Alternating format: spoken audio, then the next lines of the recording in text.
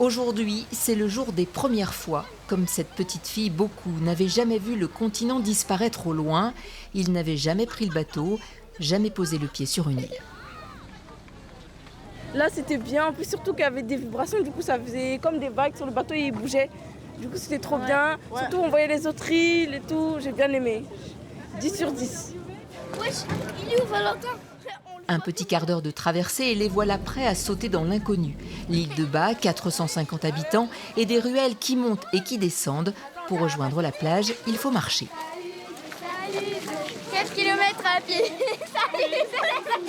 Moi j'habite à Brest et qu'est-ce qui est de différent? Il n'y a pas beaucoup de voitures, pas beaucoup de bus et il y a plus de bateaux.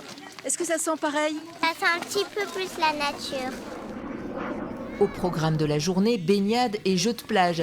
Par les chemins de traverse, la troupe rejoint la grève blanche et chacun s'adonne à son occupation préférée. Moi je prends des coquillages. Le dépaysement est complet pour ces enfants, citadins pour la plupart. Gracia, 11 ans, n'est pas fan des dictées, mais ce matin, elle immortalise sur le sable les prénoms des copains. Malgré le réveil très matinal, elle est tout sourire. Ça fait du bien. En plus, je suis venue avec ma soeur et mon frère. Moi, j'habite à Cesson, à Saint-Brieuc. Là-bas, il n'y a que des grands bâtiments et je sors presque jamais.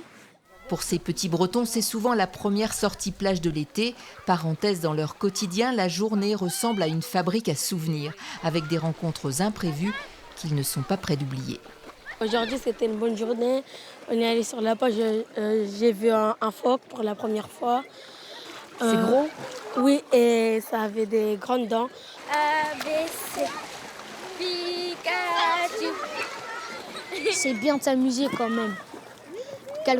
Quelques fois, mais des fois, il faut rester un peu sérieux, quoi, comme à l'école. Ah ouais, mais là, c'est des vacances. Ouais, et c'est pour ça qu'on profite au max avant la rentrée.